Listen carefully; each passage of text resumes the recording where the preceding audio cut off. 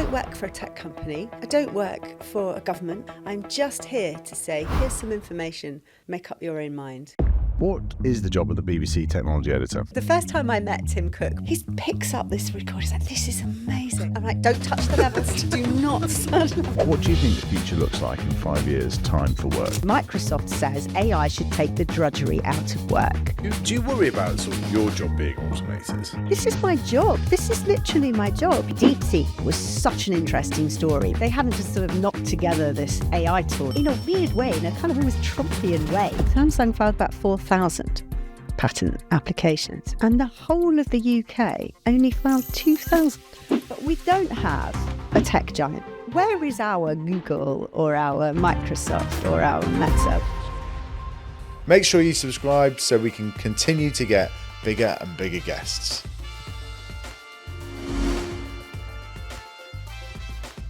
Well, let's talk about AI and jobs of the future, etc., because that's the kind of like point of the show and so on. But you have a real kind of ringside seat into it, and you've been out in the valley recently as well. What do you think the future looks like in 5 years' time for work? Dramatically different. Dramatically different. If you have young children, well, you have 3 young children, right? I've got 3 as well, not 2, a bit older. They will not, I think, have jobs when they leave school in the way that we recognise jobs today. This is not new. You know, automation has been chipping away at traditional jobs for years. Ask delivery, ask fulfillment centre staff, ask people who make cars. But what AI is now doing is starting to come into the workplace of the white collar workers. Is it white collar? Yeah, white collar. Yeah. And so now everyone is starting to get twitchy about it in the white collar world. Everyone I talk to says that there is a real importance for a human in the loop. Everyone who I talk to in this space talks about AI tools being a companion, a colleague, an assistant, but not somebody anthropomorphizing, you really shouldn't, not something that is going to replace humans. But ultimately, and I come up against this time and time again, Microsoft says AI should take the drudgery out of work, which is a great line.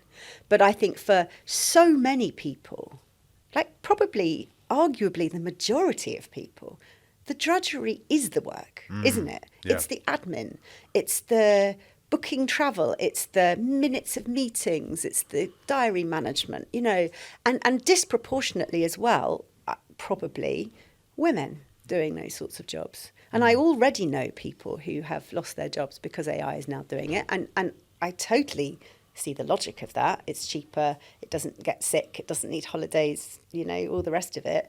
But it is dramatically changing the workplace. And I do also believe that it will create jobs. I was at school, I left school in 1995, right? And SEO was nothing I'd ever heard of. And then suddenly, as the internet took off, SEO became this huge industry. And I have no doubt that will happen with AI. It will create jobs. I do believe that. But I also think, a lot of the way we see work is going to go. Okay. What jobs do you think it might create first? And then let's get on to the second bit. I think it's just too early to call that, actually. I honestly do. I can already see, the rise of prompt engineering, for example. I mean, that's a dreadful name for it, isn't it? But which is basically trying to get generative AI to do what you want it to do. Because you really have to be, I'm guessing you probably use them a lot as well, but you have to be quite prescriptive to get what you want. Yeah. And it takes a lot of tweaking, doesn't it, Yes. to try and sort of maneuver it into the thing that you actually want it to be. It's kind of, I think, like instructing an intern, somebody who's very new to the job. That's a good. And you can't assume. It's a bit like what I did at the BBC in a way. You can't assume prior knowledge. You have to tell it absolutely everything that it needs to know to do the job. I suspect that will probably change, but at the moment, I think that's a skill that is worth having for sure. But the other thing to bear in mind, with AI is we talk about generative AI because it's what most people see and use. And it's kind of the sexy, funny, disruptive end of it. But it's a tiny part of what AI does. Yeah. And I think the way in which it is being used or has the potential to be used in healthcare is far more significant and groundbreaking and exciting in a way. There are some amazing AI tools that are really good at, for example, symptom spotting. So spotting early signs of cancer in mammograms. I did a story on one last year that was trialled, and it caught cancers in 11 women that the human radiologists had missed.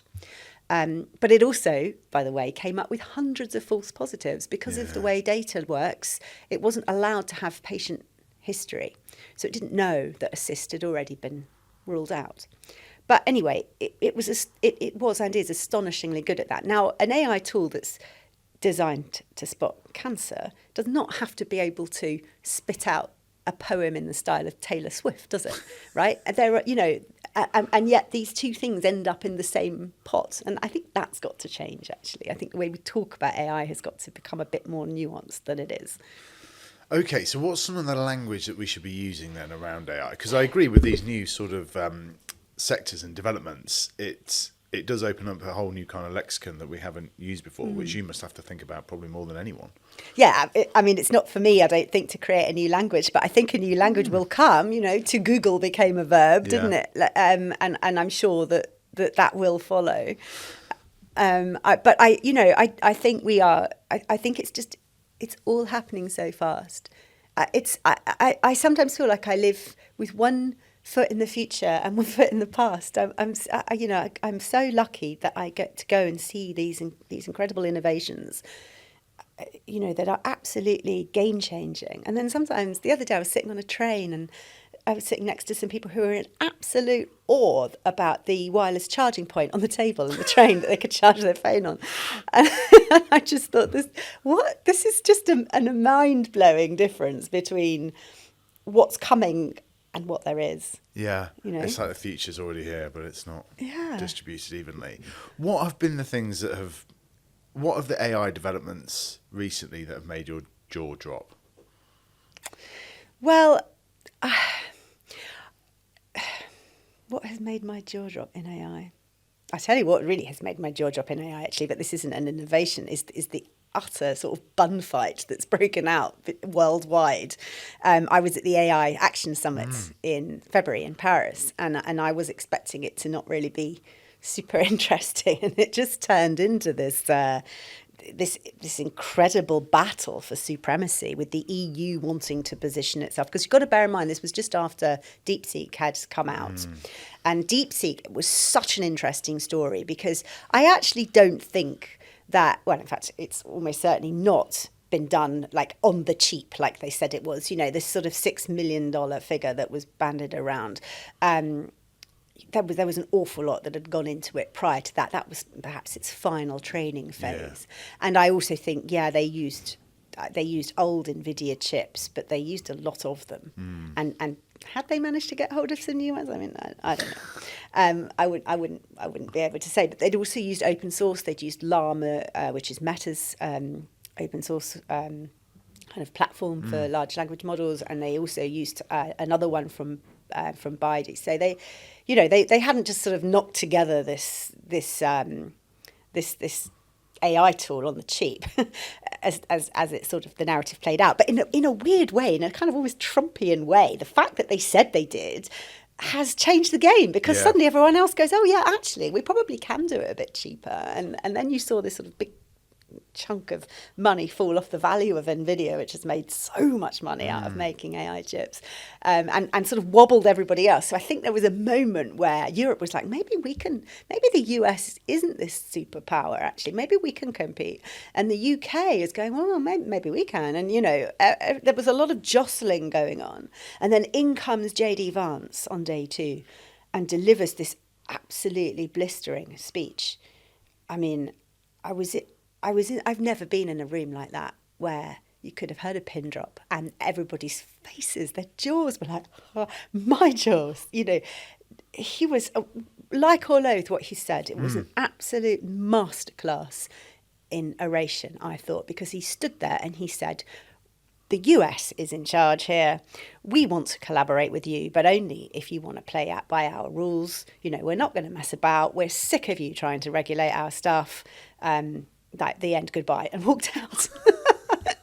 and it was just an extraordinary political moment. And then he was followed by Ursula von der Leyen from the European Commission, who was, you know, who gave a really great speech. But I think everyone was so gobsmacked by what they'd just seen and heard that I don't know that it was as effective as perhaps she would have hoped. And then they had this big declaration that they all signed, and the US and the UK didn't sign it, and it just sort of turned into this kind of slightly just very strange, slightly chaotic experience. And I remember doing my last live was on the 10 o'clock news that night, but it was 11 o'clock, of course, in Paris, because they're an hour ahead. And I was standing on the Champs-Élysées with the Arc de Triomphe behind me. and just as we were getting to the spot where we were going to film, this massive rat ran past. And I went, oh, there's rats. And my producer went, oh, rats are lovely. I went, rats are not lovely. You know, I've met David Attenborough. The only animal on the planet he doesn't like are rats. I'm listening to him. Rats are not lovely.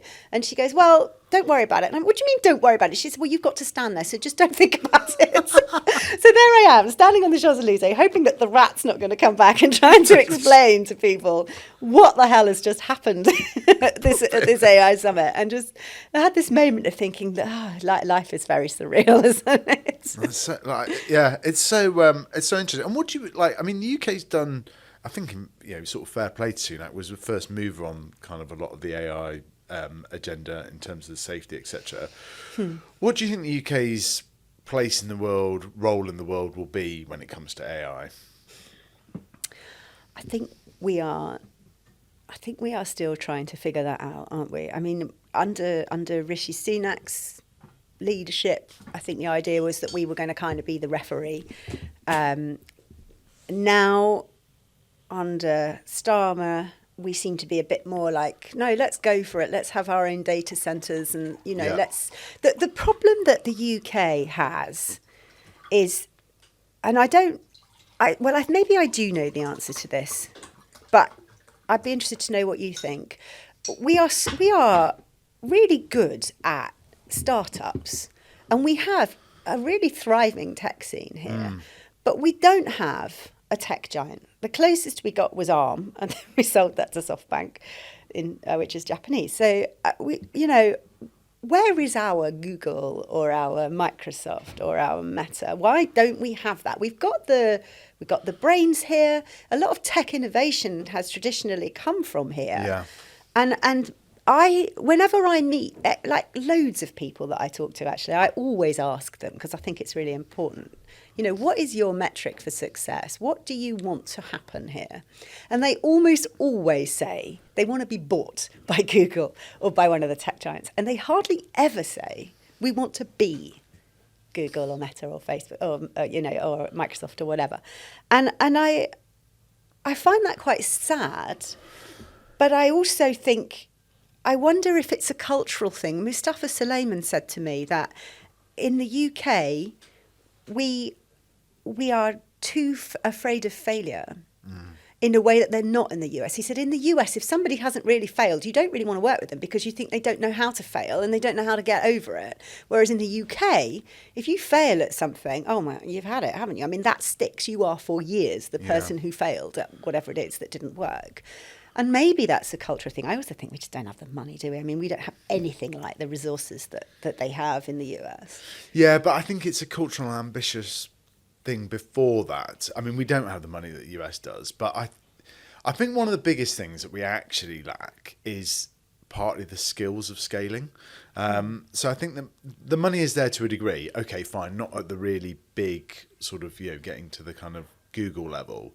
of companies, but actually we sort of, it's partly getting the kind of like, the 100 million to the 500 million kind of company is a place that we really struggle. And a lot of that I actually think comes down to kind of like management skills, and that's quite boring. Like, people don't like, scaling a company is quite hard work, and it's quite sort of, there's a lot of kind of like ops and logistics side of it. I think it's a really interesting question, because we have got the capabilities to do it, but we just don't. I think a lot of it kind of comes down to cultural and management skills. That's quite boring, isn't it? It's quite boring. But I think we have a broader issue with management, which is beyond the tech sector, and that is, it's a totally different job, isn't it, to anything else? And we have a tendency to go, okay, here you are. I'm just looking at your mouthwash over there. You've been making mouthwash for 20 years. You've made the perfect mouthwash. You're brilliant. So now we want you to stop making mouthwash and start managing other people who make mouthwash. But you don't know how to do that. What you know how to do, what you really want to do, is make the mouthwash, because that's been your thing. And I think it's kind of unfair to throw people into that situation where it feels like a promotion, but it kind of isn't, because they're stepping into a completely different zone, isn't it? Yeah, and it's very different. I mean, I do think it's quite interesting. Like, two of the people that I really want to try and get on this podcast are Will Shue of Deliveroo and Matt Moulding of THG, because what I think is fascinating about them is they had the idea, they've taken it all the way to being listed on the stock exchange and are still running those companies now. That is a completely different sort of skill set of getting from 0 to 1, as Peter Thiel would say. So, yeah, I think it's interesting. But I think we can, and I think there are companies out there that are doing it. I think, what Gymshark have done is really interesting. But a lot of this, 3 companies that I've just name checked there are e-commerce companies, right? Like, we are a nation of shopkeepers, and I think is the tech side of it. We lack a little bit. Yeah, do you know what? I had a really interesting chat the other day with the European Patent Office, right, who oversee the patent applications for 39 countries, including the UK. And they told me that they've just released an annual report with loads of information in it. It was like, again, this is one of those just surprisingly interesting conversations that you have. They said despite our sort of, global kind of warm words towards open source, everyone is still obsessed with patents and protecting their idea. And they had about 200,000 patent applications last year from these 39 countries. And they said the most prolific company, I thought, was IBM, because they love their patents, but apparently it was Samsung. Samsung filed about 4,000 patent applications, and the whole of the UK only filed 2,000. Which really surprised me, because I thought, hang on, I keep hearing that we're a nation of innovators. Where are all our patents? Wow. Yeah, so it's interesting, Samsung has isn't done it? twice as many as the whole of the UK. Gosh. I know. I don't have an answer to that, by the way, but I just thought I need to sort of dig into that bit, because that really surprised me. There was a brilliant email that I used to subscribe to. It actually got bought out by somebody that did the top 3 patent applications. Oh, really? That's fascinating, though, isn't it? Yeah, Of what companies were applying for and why they might be doing it. And it is that stuff of trying to sort of, like you say, keep one foot. That's almost beyond the future. Yeah, actually another thing they told me was that this sort of idea of, the crazy inventor in the garage coming up with these ideas is gone. Yeah. Like, almost all of those 200,000 patent applications were from big companies, SMEs, and researchers and institutions. Yeah. Hardly any from individuals. They're kind of mad. It's sad, isn't it? It is, but I think that's very interesting. Kind of like just how deep a lot of this technology is getting now, right? And it's where I slightly worry about politicians as well, being able to sort of understand like any of it and so on. By the way, I really feel for them, because I think they have such a difficult job trying to regulate and navigate something that's changing so much more quickly than legislation can ever keep up with. I was invited to give evidence at a cross-parliamentary committee at the House of Lords a couple of weeks ago, and I was really struck by that. I think they're interested and dedicated, but there are no easy answers to any of this. Yeah. I was talking about data and AI and this whole conundrum about how AI is only going to be good if it's trained on good data. But of course, good data is extremely valuable, and there's a huge amount of debate, isn't there, around how do we do this? What do we do? And I could just see that that there's no easy answer. Yeah. And I suggested something. And they said, "Oh, that's a good idea. Is anyone else doing that?" And I said, "Well, I don't think so." And they were like, "Oh, maybe we could be first." And I said, "Well, maybe, but please don't just do it because I've just said it. Please look into it a bit more." A quick thanks to Octopus Energy for supporting this episode. Now, a lot of people know about Octopus for their home energy products. I have recommended people switch to them for years. But what you might not know is that they are now rolling out more products across home and businesses, from solar panels, EV chargers, heat pumps. So if you're thinking of upgrading your home or business and you are a Jimmy's Jobs listener, you can ping Jimmy at octopus.energy and get the very latest deals and insights. And if you're already on the journey with Octopus, leave us a comment or a message. I'd love to hear how it's going with their wider products. All right, back to the episode. What do you think it will look like? What would you be saying to teenagers today about what skills they should be trying to learn when it comes to the future of work? Well, I have a teenager, and I'm trying very hard to have these discussions. I mean, I think that probably things like coding are going to become less valuable because AI will be doing that. I think in some ways there is an argument that the most human skills will be the most valuable, won't they? Whether that is in creativity or whether that is in decision making. I think things like fact checking, all of those sort of research skills are probably going to survive, I think, because there's going to be human oversight of what these, or there should be anyway, human oversight of what these tools are doing. And what are the most sort of exciting innovations that you've kind of seen? Like, you've talked about health tech quite a bit, but what are the things that could make a difference to people's day-to-day lives, do you think? Am I allowed to talk about flying taxis? Yes. Oh, good. So everyone thinks I'm a bit mad, right? A couple of years ago, in fact, a long time ago, let me think about when this was. A few years ago, I did this story about a flying car, and it was invented. I know I've just said that inventors and garages don't exist anymore, but it was invented by this guy in Slovakia, I think, and it basically it's like a flying car. So it drives off a runway. It's got wings that come out the sides. It takes off. It flies from one airport to another, comes back down again. The wings pack away, and it drives off into town. And this story, of course, did phenomenally well. I mean, huge numbers online and all of that. And everyone was very happy. And for a while, I think it was part of some BBC training course, examples of good journalism. And I was like, yeah, but it's a flying car. I mean, this is actually not difficult journalism, is it? I could just have said, here's a flying car, and it would have still done really well. The challenge with journalism is telling the stories that are more boring, but arguably more important. Anyway, they then asked me if I would like a ride in this flying car. I was like, yes! Got really excited about it. It was going to be me and Jean-Michel Jarre, of all people. Don't know why. And then, unfortunately, I didn't get my ride in the flying car because BBC insurance people were like, what? And it turns out there isn't really an insurance policy for flying cars. And I did have to very reluctantly agree that as a mother of 3 children, although it would be a spectacular way to go, probably it's something that I can't risk without insurance. So unfortunately, I've yet to go in that particular car. Anyway, that's been bought by a Chinese company, actually, the tech for that. On a more realistic level, there are lots of plans afoot for vertical takeoff and landing, so more like drone-like, I guess kind of helicopter-looking things, really, to go short distances. And the government has sort of said that there is a possibility, legislation-wise, for this to be opened up. I think it's next year. I think it's 2026. Yeah. And clearly they're not shouting this from the rooftops, I know, but they haven't changed that either. And there's lots of companies working on these sort of, I guess, kind of short distance, like drone travel things.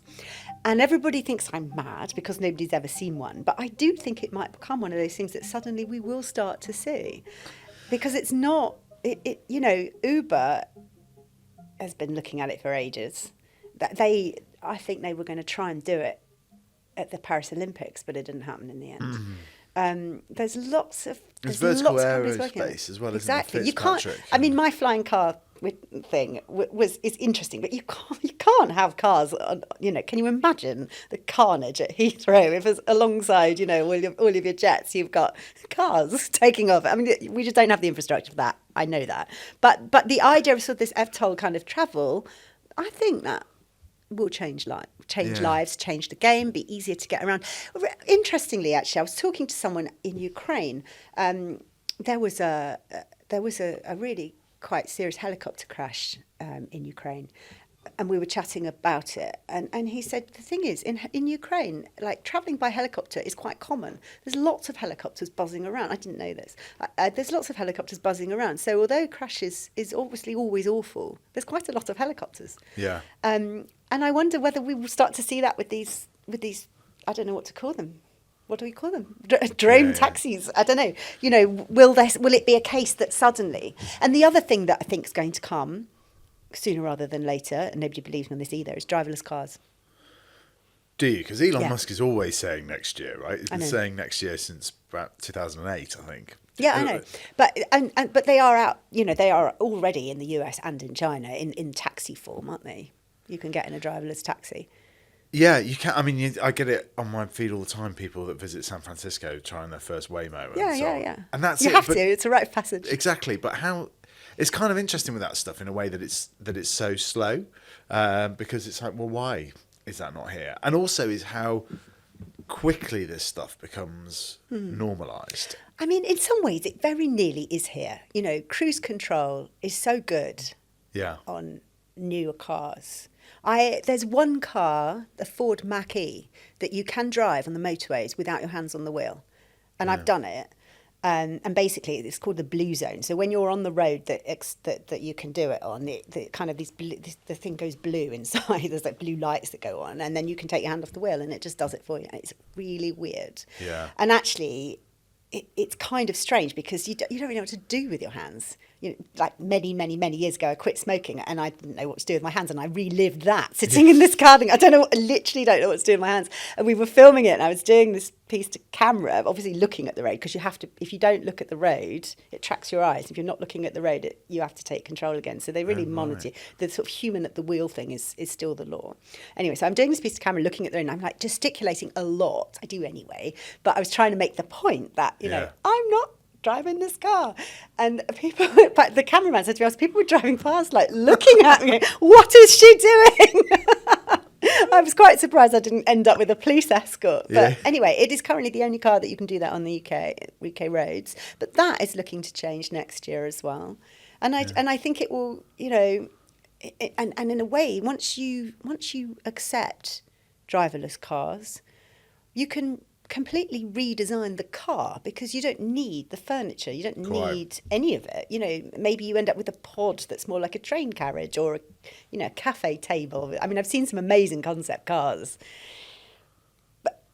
and they say the most dangerous time will be when it's half driverless car and half human car. And what I have found, have you been in one? No. Oh, okay. So what you find with them is, first of all, you're really nervous, and then you actually get quite bored because they are much safer drivers. Yeah. Maybe this says more about my own driving skills. They're much safer drivers than I am.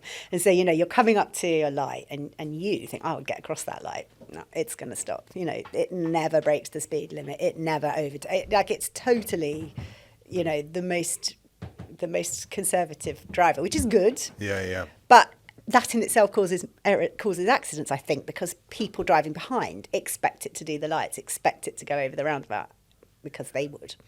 And that is that's a really interesting insight window into the future. Automated travel, I think, will be the thing that we will all notice. Are you a fan of Jimmy's Jobs of the Future?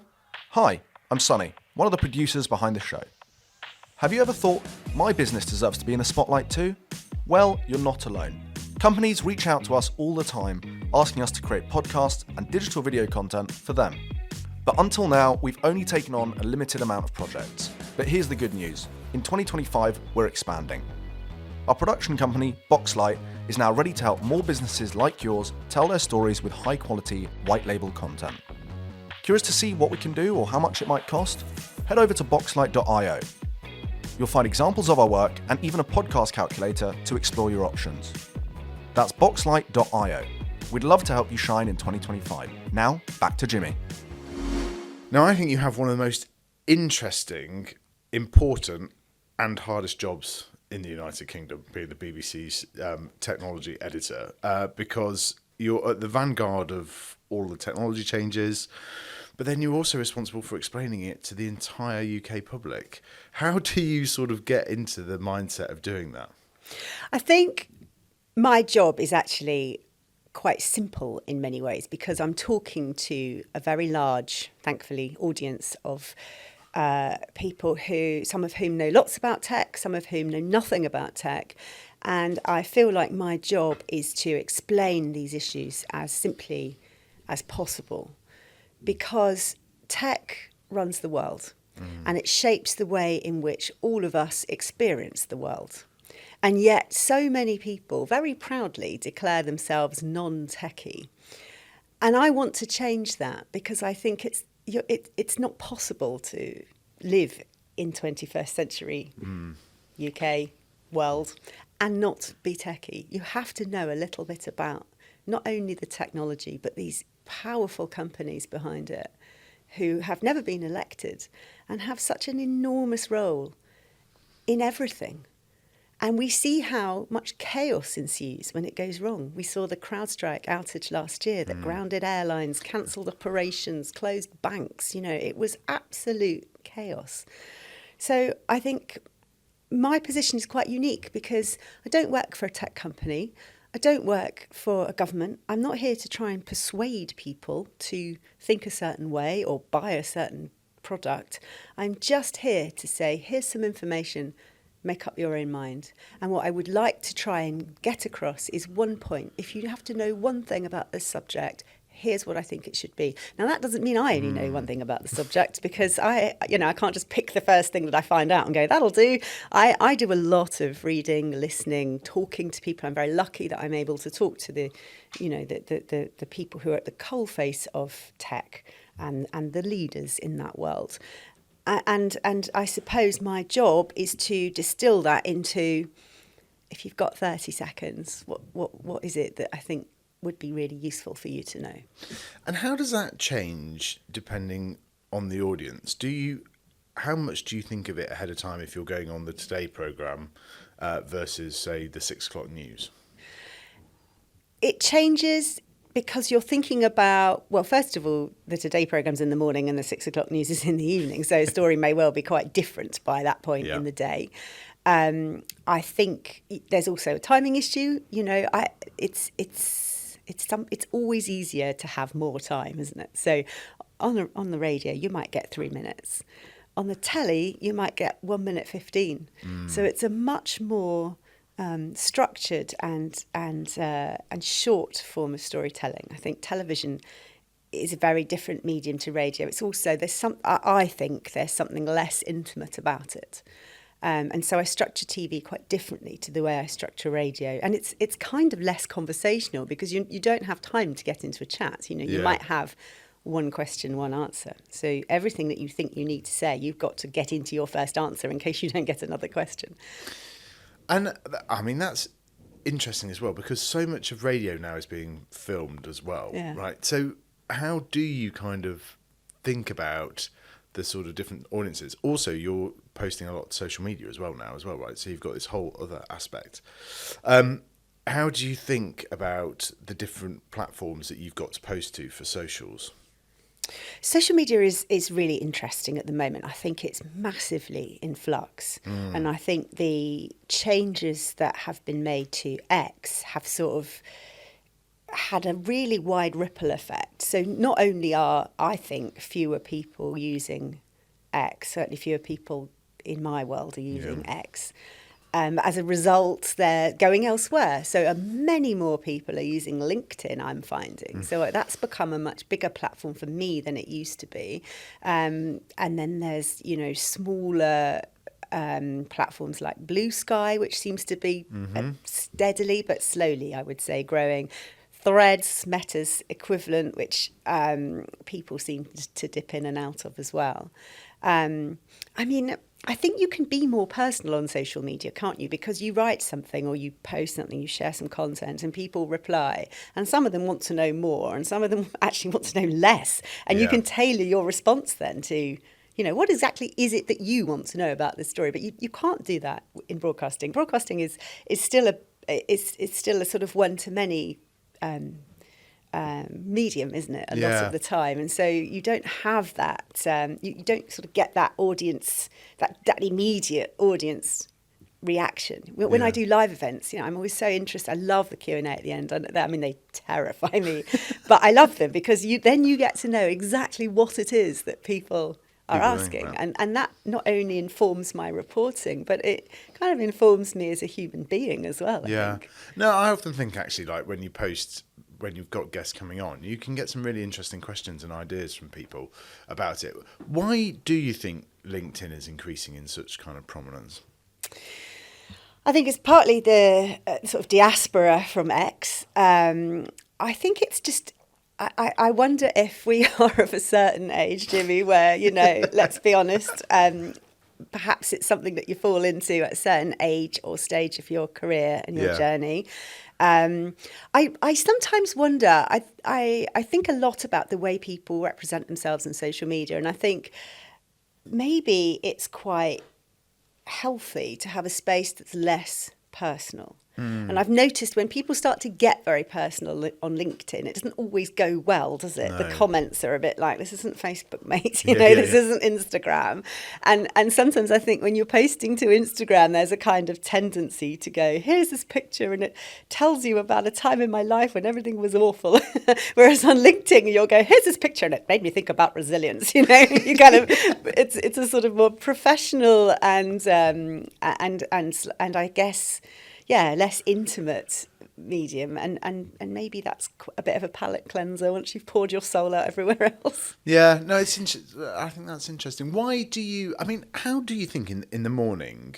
So let's come at this from two ways. So I'm going to break a bit of a interview rule here of asking two questions. But I can't guarantee I'll remember both. How do you sort of decide in the morning what to kind of cover? Like, talk us through the sort of morning editorial meeting, and then off that, how do you then think, I've got to post to Threads, Blue Sky, Twitter, all of it? I mean, a huge amount of your job must be just sort of posting. So there are two ways in which I'm going to also reply with two answers. There you go. There are two ways in which this works. First of all, my job, I'm the Onscreen editor. So my priority is broadcast, and digital as well. But it's not really my job to do the sort of all of the kind of on the day news. If it's significantly big news, I do it. But I'm not the only person in my team. There is a strong team of people who decide. Primarily, I would say for online, I guess, which has the biggest running order, if you like. Yeah. They will decide in the morning what they think they're going to cover that day, and that process of deciding is really quite collaborative. So they will distill down 2 or 3 stories that they think might make, and then they'll go to the other editors on the website to see where it fits with the news agenda of the day. Yeah.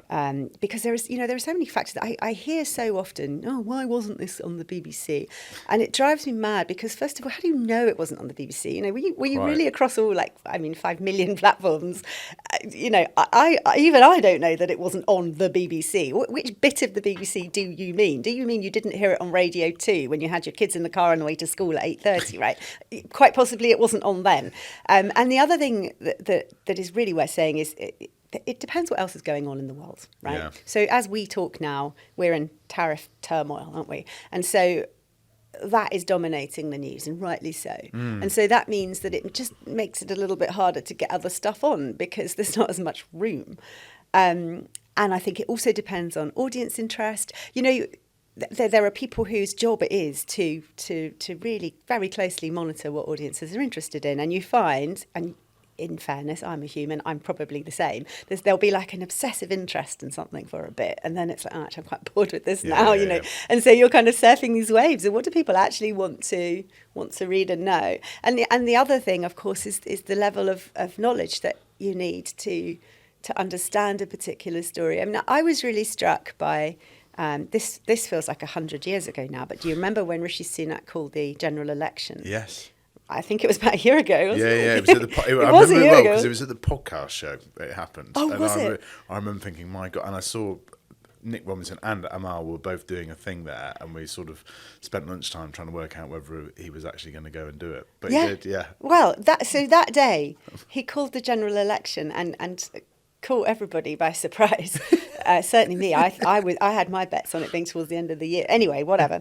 That happened, and the immediate in the immediate aftermath, the most Googled question was, "What is a general election?" Yeah. And I was really quite thrown by that in some ways, but it also reminded me why what we do is so important. You know, you might think it's a stupid question. You wouldn't ask it. I wouldn't have the courage to sit in a room and go, "What is a general election actually?" But people were really wondering. And so I think, you know, there's no shame in our job saying, right, let's just start with what this is. And then everyone who knows it goes, "Oh, yeah, come on, BBC, you know, we're not 5." And everyone who doesn't know it goes, "Thank God somebody's told me what this thing is, because it's really embarrassing that I don't know." Yeah. But it's not embarrassing to not know something.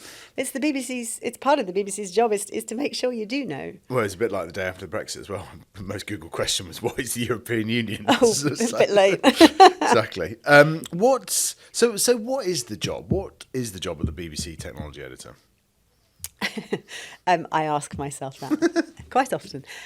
So my job really, I am the Onscreen editor, which means it's my job to bring original journalism to the BBC's platforms, and also to reflect the news, the big news of the day. So that means at 5:45 every single morning, my alarm goes off and I check my phone to see if anything's happened overnight and if the Today programme might want it. And if the Today programme does want it, they're on air at 6 in the morning. So it could be so basically I've got potentially a 15-minute window to find out whatever it is that's happened overnight, because I do sleep, by the way. But of course, you know, that is not really the moment to go cold into a story. You do not want to get that text at 5:45 and think, "Oh, what is artificial intelligence?" Right? You know, I've got to know. I've got to have enough backgrounds to be finding out what the latest is at that moment, rather than starting from scratch. And so that means, I think, a lot of my job is actually quite academic. I read, I listen, I go to as many things as I can. I talk to as many people as I can, and I try to have a base understanding of a lot of subjects. Now, that does not mean that I have a degree level understanding in all of these subjects, because technology is an enormously broad church to cover. And you know, if you think about it, it's sort of everything from social media, online safety, artificial intelligence, cybersecurity. I mean, it goes on and on. And my brief really is to be the person who is most across as many of those things as I can be, so that when something does happen, I can say, right, well, here's the new thing that's happened, and here's how we kind of knew it might be coming because of all the stuff that's happened before. But all of that I have to know already, really. And what are the sources that you're then checking at that kind of like 5:45 in the morning to kind of get up to speed on something? Well, it really does depend what it is. I mean, it's very helpful when it's been flashed by other news organisations, of course. I would look at Reuters, I would look at PA, I would look at The Guardian, I'd look at The Times. You know, it's always useful to see who else is covering what. And there is always a slight vulnerability when it hasn't been covered. Yeah. And you're like, oh, okay, it's going to be me then, is it doing this? Am I sure? And that is a really quite a difficult call to take. You know, they say about TV presenters that they earn their money when things go wrong, and I think sort of in my job, I guess I earn my money by being that person who can make that call. Yeah. So last summer, when the CrowdStrike outage happened, I was almost caught out by that. I woke up and checked my phone, and there were reports of some problems in Australia. And I read this article. I thought, oh dear, that sounds bad. Poor Australia. And it was a Friday morning, and I'd had a really, really busy week at work. And I was staying in London. I was in a hotel because I'd been doing something the night before. And I thought, I'm going to treat myself. I'm going to go and have a hotel breakfast. I'm going to have a swim. So I'm sitting there in my tracksuit and having my hotel breakfast, and contemplating my swim. And my phone just starts blowing up because, of course, as you know, this story is sort of following the sun as people are waking up.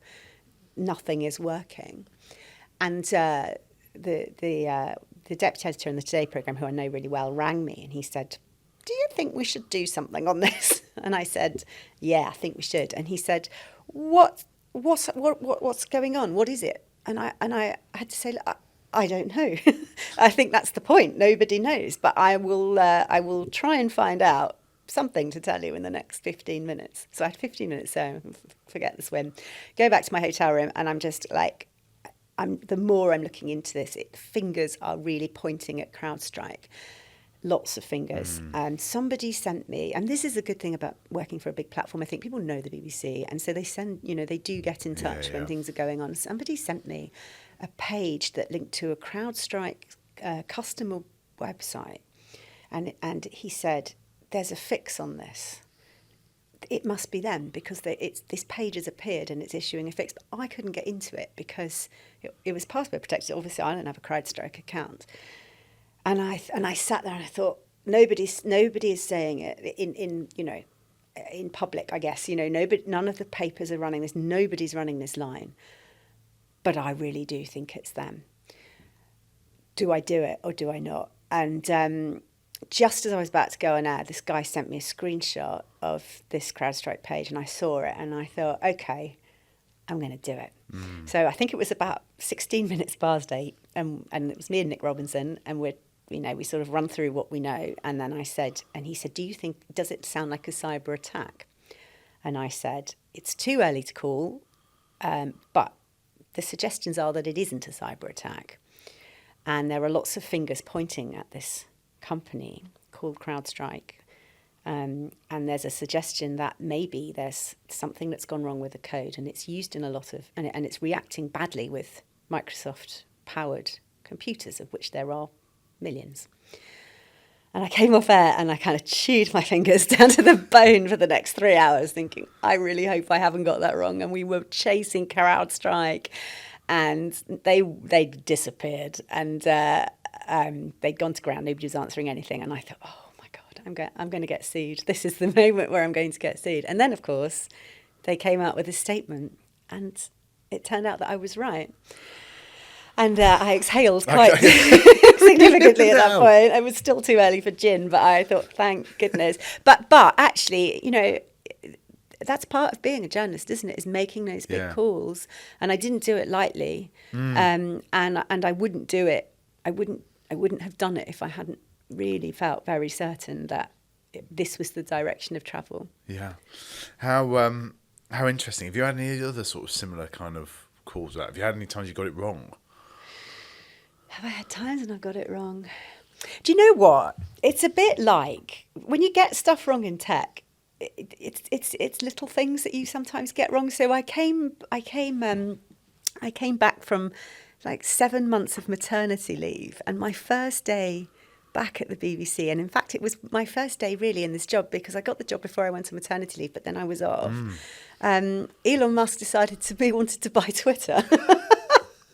And I was sitting there in my house because BBC, you have to do lots of training, regular training, I don't know, legal stuff, how to work in a crowd, how to work safely when you're around people. All it's important stuff, and it's mainly online. It takes like a morning of your life, and all of mine had expired. So my plan for my first day back was that I'm just going to get up to speed with all of this training because I don't want to hit a wall where suddenly they go, oh, you haven't done your crowd safety training, so you can't go and stand outside Parliament, right? That's what happens. So that was my plan. So I'm sitting there in my fluffy slippers. I get this call, and I was like, okay, I suppose this is kind of my job, isn't it? And it's sort of been mad ever since. Anyway, one of the stories I had to do really early on was about cookies, cookies that track Yeah. you online. And I misdescribed it on air as I said it was a program, and it isn't. It's a text file. Oh, it was, the pasting that I got. And I was so annoyed with myself because I know that. Yeah. And really, it was a human error because I just have 7 months of work, looking after a small baby. And I just hadn't been thinking about cookies for 7 months. But when you make a mistake, you know it. You know it. I think people say it's a bit like, if the Archers on Radio 4, that gets picked apart for every tiny little sort of inaccuracy, and I think tech's kind of the same. People who know their tech really know their tech. Yes. And they really get quite offended if you make a mistake, and rightly so. I don't want to make mistakes. I don't do it deliberately. I'm not a troll. Look, we get picked up on all of our editing and stuff all the time, and I have to point out we aren't the BBC. Like, it's not as kind of professional as that. What's it like? You also spend a lot of time in kind of Silicon Valley interviewing sort of tech giants and so on. You've done Satya, Nadella, Tim Cook. How do you approach those interviews? Like, how do they come about? Like, is it you pitching or is it them coming to you, which I imagine partly happens at the BBC? And how do you think, how am I going to get something out of Tim Cook or Satya Nadella? So it's a mixture of both, and it takes a long time. So we call it a bid. So you would bid for a tech leader, and it can take years. They'll start with a no, and then they might go to well maybe one day, and then you'll go, well, I'm seeing them doing stuff for the US media, and they're like, yeah, well, they're not really doing any UK media, and you go, yeah, but we are global, and you kind of, and then you start meeting, you're on the right lines when you start meeting more and more senior people, so you get sort of pushed up the food chain a bit. And I've had dinners and late night dinners in town with various senior executives at tech giants, and it's weird because it's like an audition in a way, and they're all very relaxed and chilled, but make no mistake, you are being auditioned, and then if you get further, then you start meeting more people, and then they start thinking about it. So it's a really long process. So I've just done quite a big story actually with the founder of Roblox, and that took 2 years. Wow. Okay. Of not continuously, obviously that would be super annoying, but every now and then, I'm still interested. And then finally one day they came back to me and said, that thing you've been asking, we think we're ready now. But you have to work at it, and you have to build those relationships. And that's another thing. Like, when things go wrong, that is not the time at which anyone is going to start talking to you. If you haven't already got those relationships, you're not going to start them when a company is in panic mode and everything is locked down. You have to have your friends in these places before the poo hits the fan, because that's not the moment where... Sorry, I don't know if you're allowed to swear on this podcast. Yeah, I think you are. Oh, you can? Oh, okay.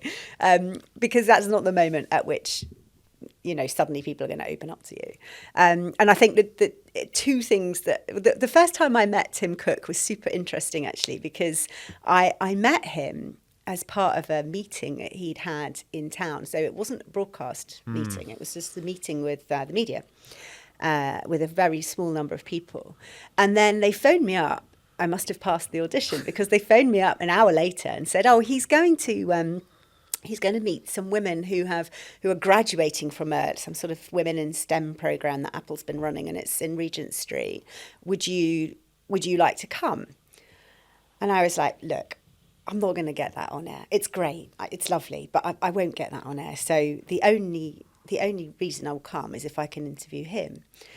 And they were like, well, that won't happen. And I went, okay, fair enough. Well, thanks for inviting me. And then they phoned me back and said, maybe you can meet. You can have 8 minutes. And I was like, there's something about 8 minutes. Rishi Sunak also gave me 8 minutes. Like, what is this about 8 minutes?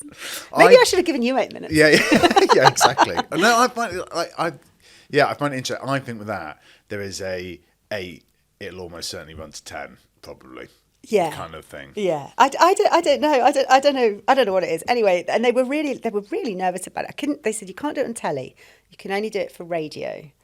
And they said, they gave me a list of things. If you ask anything that's not on these subjects, you will be hauled out of that room so fast. Okay. Anyway, went and sat down with him, and I have a battered old audio recorder which has travelled the world with me. I love it, and it's super. The audio quality is brilliant. It's not sexy. Yeah. It's it's like, I don't know, hand size. It's bigger and fatter than a phone. It's chunky. But and it's got a big microphone that comes with it that occasionally I get problems with airports at because people think it's a taser. Anyway, so I sit down with him and I get this thing out, and he is like, bear in mind, I've got 8 minutes. He picks up this recorder. He's like, this is amazing. I love this. Where'd you get this from? I'm like, oh, this is my battered old BBC kit. Anyway, can I talk to you about, he's like turning it Apple over in his Intelligence hands. with it. Yeah. He's iPhone like, 17. I just love it. It's so tactile. He starts I'm like, don't touch the levels. Do not touch the levels. Anyway, he was just very captivated by it. So when I did this story, and we got a really nice interview out of him. I did get more than 8 minutes in the end. And when I ran this interview, part of it, I mentioned that he loved this this audio recorder, and for some reason that really seemed to strike a chord with people. And I suppose it's such a little detail. I don't really know what made me mention it, but I guess it's a bit about the man. He's a hardware guy. He likes gadgets. He likes tech, and he was genuinely very interested. And the other thing about it is, because it's so old, it's got an audio jack, so you need wired headphones. And when I got there, my headphones had broken, and Apple scrambled about, bless them, and they found me a pair of wired headphones. And I said to him, I think I've got Apple's last pair of wired headphones in the UK. And he went, no, we still sell them. And I went, oh, good to hear. And then apparently a few months later, he was in Milan, I think, on a tour. Yeah. And he walked into the Apple store there, and there was a wall of accessories, and he noticed that on the wall was these, they still sell the wired headphones, and apparently he said, tell Zoe from the BBC we still sell them in Milan. So there you go. Me and Tim, best friends. No, but it's fun. I remember. So I met him before he was meeting Theresa May at Number 10, and he was completely captivated by his picture of the Queen on the wall, and he said, "Oh, I've just been watching The Crown, etc." And we were sort of chatting about that and so on. I was like, "Well, do you want to see a bit of the building and so on?" So we went on this tour beforehand, and I bet you loved that. Oh yeah, exactly. And I was like, "This is the most soft power example of the United Kingdom here. It's like the Queen, Netflix, and also taking Tim Cook around Number 10." And it was all to do with the sort of Battersea opening in 2016 and stuff. Yeah. So it was quite an important meeting. But yeah, but it's funny how you build that relationship. And it must be hard because you're like, I don't want to go in too hard on the 8 minutes that I've got. But then it's like, you also need to kind of like hold them to account as well, right? It's this really sort of tricky balancing act. I was on a trip recently where I met. I think I probably shouldn't name and shame, so I'll try not to. But I met in fact, I think it might be obvious who it was. Anyway, so I'm on a very small trip with a bunch of journalists, and we are sitting in the room, and we've got one question each to one of the tech giant leaders, and one of the big ones, right? And I'm listening to these questions, and the person before me asks, something about cricket, and I was like, I obviously this is a great topic of conversation. I live with someone who's obsessed with cricket. I do understand, but this person, you've got one question. And that's a question. Don't ask about the cricket. I said, is there a danger that the legacy of AI will be unemployment and boredom? That was my question. And afterwards, a couple of people came up to me and said, "You're so brave." And I said, this is my job. This is literally my job. You have to ask these people these questions. First of all, they should expect you to ask these questions. And secondly, you are in a unique position where you're in a room with this person whose technology is upending the world. You've got to hold them to account, I think. Yeah. The time to talk about the cricket is not that one question in that one moment. And that's my job. Really interesting. And they also think that they can brand anything that, they can get away with. Sticking AI on it, they will. AI, again, is one of those stories that's super interesting to audiences and then isn't, and then is again, and then isn't. So I'm not going to name and shame any, but there are a lot. I mean, I was at something recently, and they were proud of their AI. They were like, go and have an AI coffee, coffee made by AI. And I don't drink coffee, but I'll make an exception. So I go over to this thing, and basically you feed into it what you like, and then it prints out a recipe, which it gives to a barista who makes your coffee. And I did feel a bit like, That's not. Did we really need the AI element? Could I not have just said to this guy, "Hi, I like coffee with milk, please"? Yeah. And strip out all the human element of it. If the BBC gave you a blank check to make a technology Oh, documentary. yes, please. Are you listening? yeah, exactly. Hopefully. What would you what would you make it on, do you think? A blank check to make a tech documentary? Yeah. Or I suppose any documentary. I mean, just what's something that's kind of under. Yeah, would you like to make Tomorrow's World for 2025? I'd love to make Tomorrow's World. That would be so cool, wouldn't it? Yeah. That would be so cool. I loved that show. I think in a way it got me interested in tech, actually. I remember watching it with my dad. He was quite an early adopter in his way. We had a BBC B computer, at home. Yeah. And I remember it was massive and it took ages to load anything. And we had like little games on cassettes. And I don't really know what he got it for, but I played games on it. And I think it sort of, in its way, it got me very interested in what this was, and what the point of it was. So yeah, I'd love to do a show like that. But I think the thing with tech is, on the one hand, it's become such an enormous subject, but on the other hand, it's become part of the fabric of everything else, hasn't it? And less of a kind of, for years it was the "and finally." I remember, I wasn't there, but I have seen one of our earlier TV reports where it was about a man who ordered a pizza using the internet. Yeah. And now it would be, well, why would we run that story? But it would be who was the man or what was on the pizza. It would not be the fact that the internet was used to, And I think that's right, actually. I think that's the direction of travel that we should be going in. Tech shouldn't necessarily be its own house. But it does mean that, I guess, this sort of, what is a tech theme show? One week it would be healthcare, one week it would be science, one week it would be global politics. I used to, my big sort of concern whenever I book any time off used to be like, what if Elon Musk dies? But now I think, actually, if Elon Musk died, it would probably be global politics. Wouldn't it? I mean, I would have part of it, but it wouldn't be the big tech story that perhaps it would have been 5 years ago. Yeah, I mean, I think this whole kind of technology meets politics and so on. We could do a whole another hour into that. but that has been going on for ages. I mean, I remember when WikiLeaks came out, and people were sort of saying to us, "Oh, it was email leak. Does that make it a tech story?" And we were like, "Well, no, I don't think it does. It's what was in the emails. It's not the email itself." Yeah. And I think that for me marked a bit of a shift in my thinking about how these stories have changed. You know what I mean? And that evolution is still ongoing. The AI cancer tool, what's important, that it was AI or that it found cancers in 11 women? Like, that's the bit you remember, isn't it? People being more of the story than the technology. Yeah, that's a shift in news generally, I think, and maybe rightfully so. It's much more, it's become more of a personal thing. How does it affect me? How does it affect us? That's a really interesting development. Yeah. What do you think you might write a book on? Oh, I've already got a book idea, but I can't tell you about it because someone else will write it.